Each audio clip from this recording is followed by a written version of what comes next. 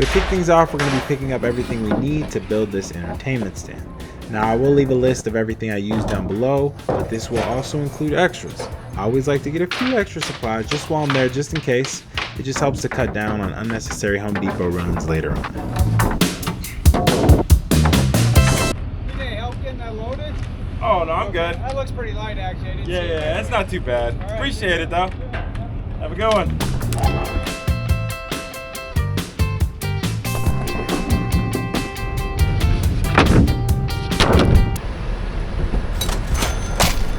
All right, she's loaded up, so we can get on to the house and get rolling.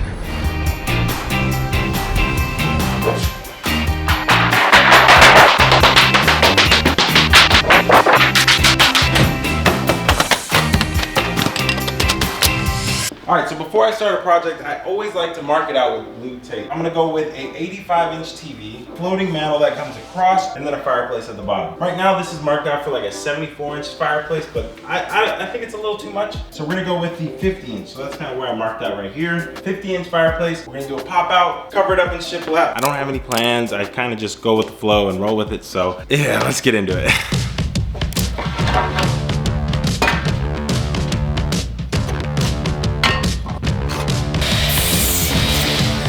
So because I want to mount an 85-inch TV to this build and would like things to look semi-proportional, I'm going to go with a 90-inch entertainment center and have it pop out 14 inches off the wall.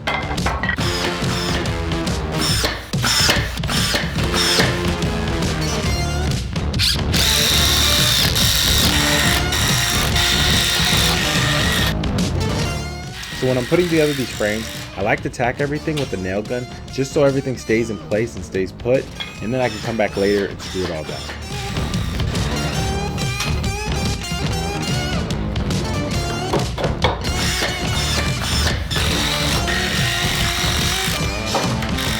Starting off, I went ahead and removed the baseboards where this was going to be installed. Then I marked out the studs so I could secure the 2x8s running behind the frame. Now I decided to use these because the locations where I wanted the ends of the frame didn't land on studs to where I could just secure it straight into the wall. I put a little washer, 3-inch screw, going from the 1x8 into the studs in the wall.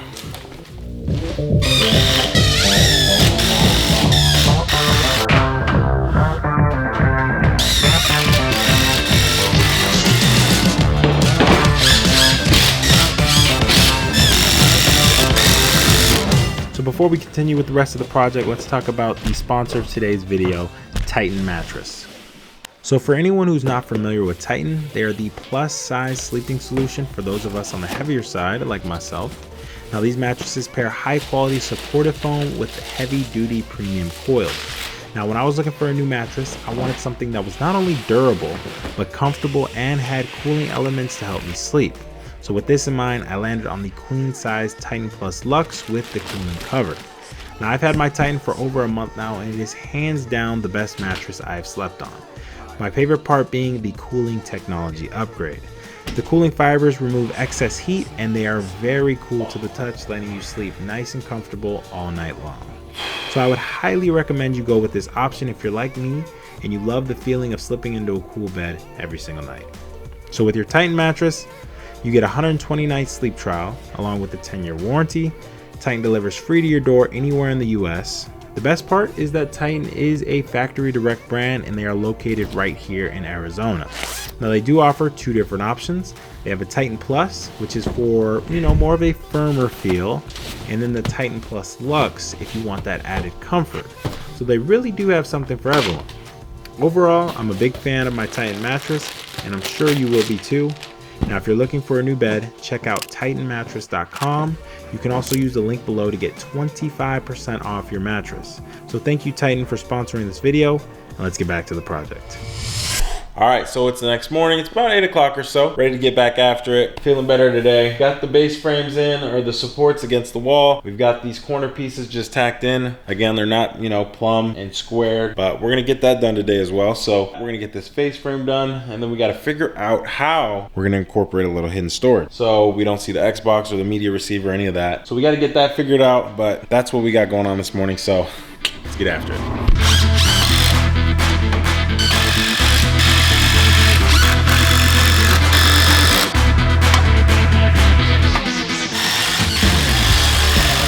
So when it came to the front frame, I decided to test fit it just to make sure it would fit perfectly before I continue to frame out the rest. So now that this is good, we can take it back down, and I think we're gonna frame out the fireplace.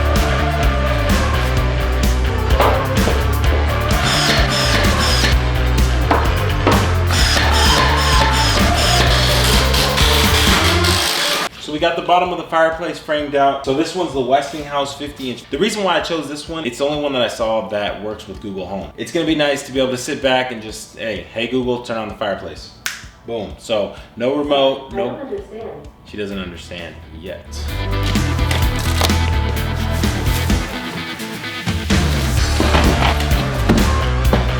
So we've got the 50-inch model. They give us our rough opening dimensions so we can have it recessed here in the framing. So that's what we're gonna do.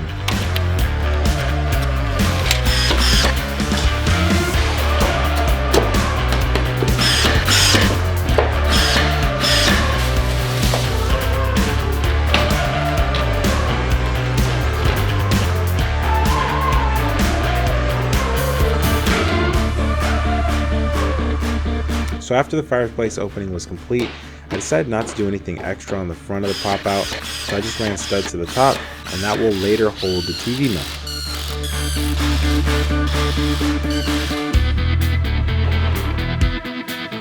So I did leave a 1/4-inch gap around the top of the build just so it wouldn't be pushing on the ceiling at all, and with the front frame done, I was good to secure it in, making sure that it was nice and level. So I framed out these little cubbies. These are going to be little hidden storage that are going to be accessible through the side from a little pop out. But we just framed them up with 2x4s, and then we're going to throw some plywood on the top. So for these storage shelves, you could definitely make them look a whole lot nicer. You could put some sliders on there and have them pull out, do whatever you want. But since it's going to be covered up and it's rarely going to be open, these will do just fine. All right, we got little cubbies. One.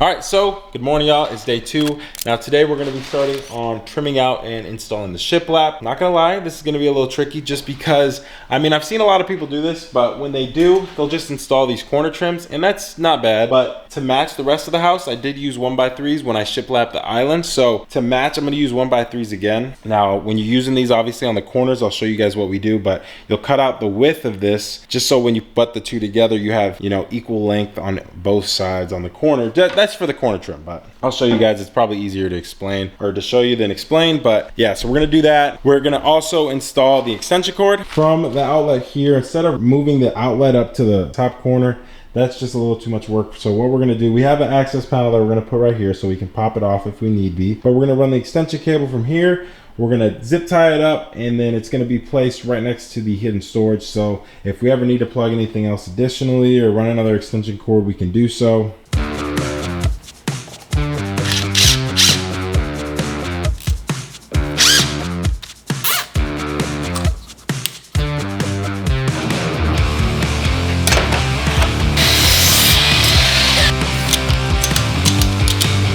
So when it comes to installing shiplap, it's really important to make sure that that first row is nice and level.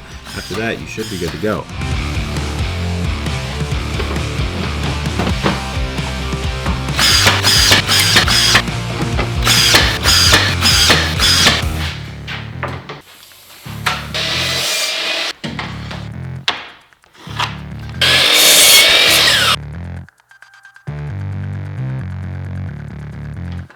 Now to cut out around the fireplace, I marked out where the notch needed to be, then I clamped it down and I cut it out with an oscillating multi-tool.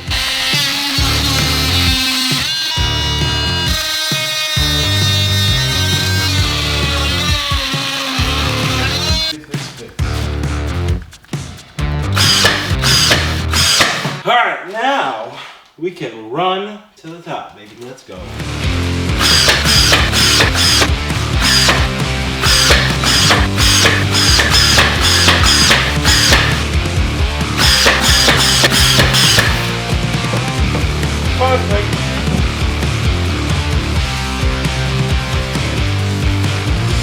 All right, so before we do the hidden access panels, I'm gonna show you how I do the corner trim using these 1x3s.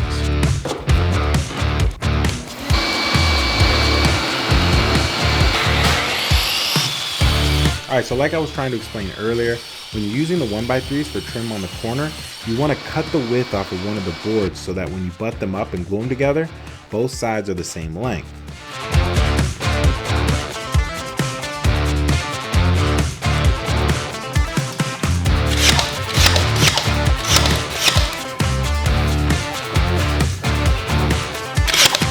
All right, so we got 3 planks of shiplap, a 1x4, and then they're each nailed together. But if you slip it back up, center it up, never know what's it.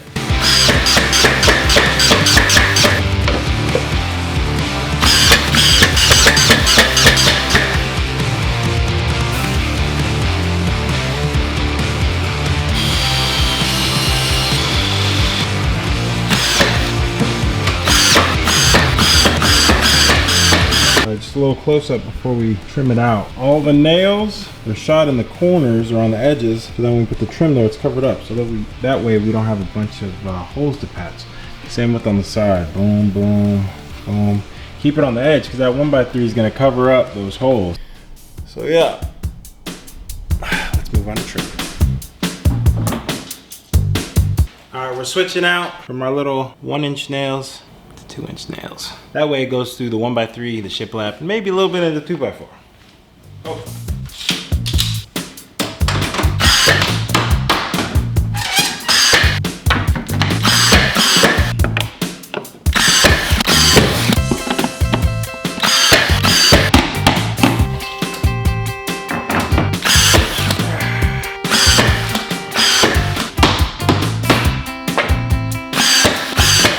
All right, so we got all the trim in. The 1x3 is looking pristine. I'm really glad I went with the 1x3 corners. It was a little extra work, but I think it was worth it over the small corner trim. It's bigger and it does this giant entertainment center justice. So moving forward, we do need to caulk everything so it starts to look seamless. But starting on the top, we do have a slightly bigger gap. So I'm gonna fill that with backer rod. We're gonna stuff this in there just so we don't have to caulk as much. So yeah, we're gonna do that. So this backer rod was a little bigger than I wanted to use, but it was the only size that I had ready at the house. And so I wasn't trying to make another trip to Home Depot just for that. All right, it's time to caulk.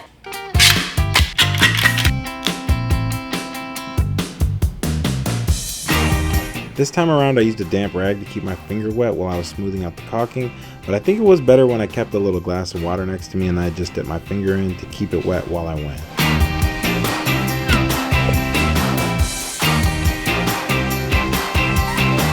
So this is the wood filler that I use to fill in all the nail holes. Now it's nice because as soon as you fill it in, you can rub it smooth right after. No need to wait and then come back and sand it.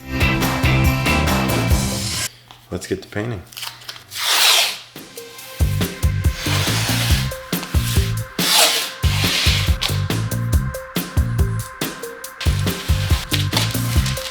So for a while there, I couldn't decide on what color paint to use, so I just decided to keep it white. Now the paint I used was Bare Ultra Pure White, as it looks smooth and it matches the rest of the house.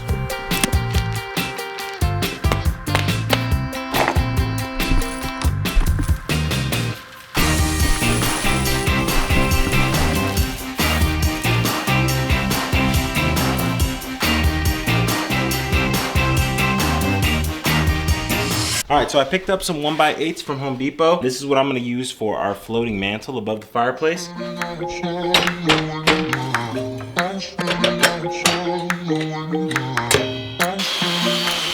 So the wood planks that I'm going with are pine 1x8 boards. Now this is my first time making a mantle this specific way, so it gave me a little bit of trouble to make it work. Waiting for you, you were always taking time, baby. For the 2 end caps, the middle is chamfered on 4 edges. Bottom and top have 3 edges. And then our caps measured out, those are the same. I think the last thing we need to make is just some spacers. The length of this, depth of that, so we can put them when we clamp it together. We're gonna tape it and clamp and then secure with glue and nails. So the mistake that caused me a lot of trouble here was not using enough tape. Now you'll see here in a little bit, but definitely make sure you use more than I did here. It'll save you some headache.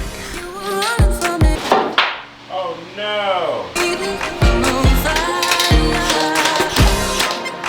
So luckily this thing doesn't need to look perfect. We want to go for a bit of a worn down wood look on the edge. So here I was able to file down the edges so we didn't have any gaps.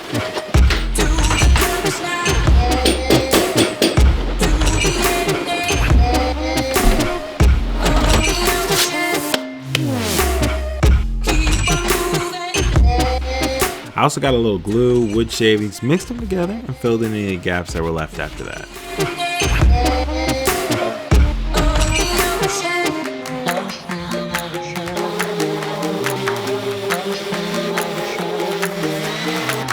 You've been playing my mind lately, turning around. Once I thought you were mine, baby. We're safe and sound. You got me waiting, I'm on fire. You got me waiting, my desire. I follow your heart. So to mount this on the wall, I'm going with a 2x4. I'm gonna screw some small supports in onto it, and that's gonna get attached to the wall. That'll then hold this mantle up.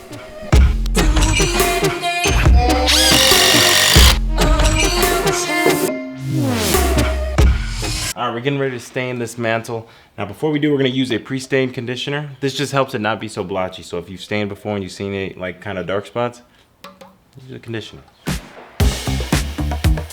So this was actually my first time using a stain conditioner, and I will 100% use it before staining every single time now.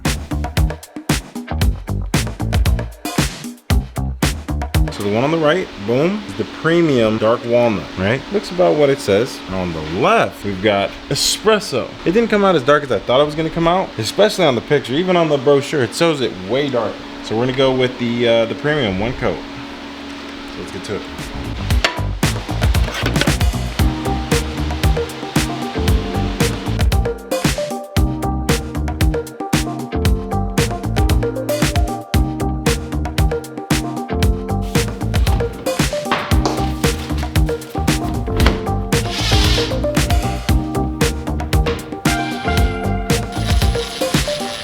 The TV that I'm putting up is TCL's new 2024 QM8 model.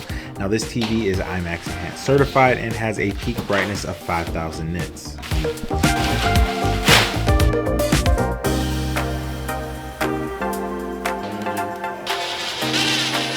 you think, brother? That's it?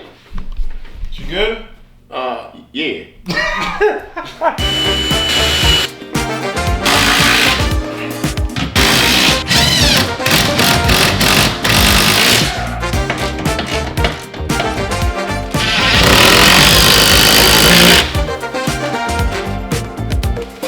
You gotta slide it over right over.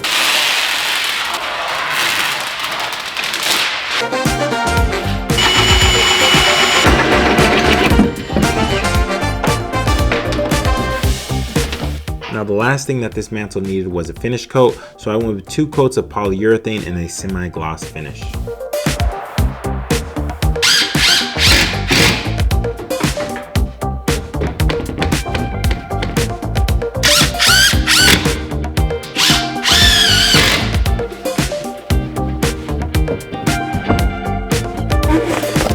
So you can't have a nice TV and not follow it up with a solid sound system.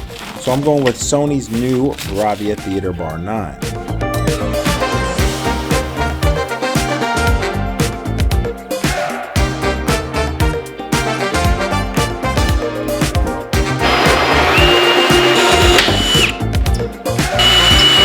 So here I needed to route the cords from the soundbar up into the TV, so I ended up taping a magnet to the end of the cord, and then I used this little magnetic pickup tool to snag it from inside.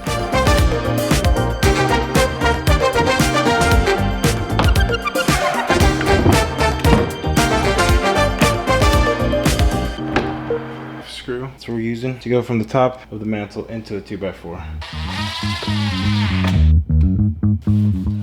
So to pair up with the soundbar and complete the setup, I went with Sony's SW5 subwoofer and RS5 rear speakers.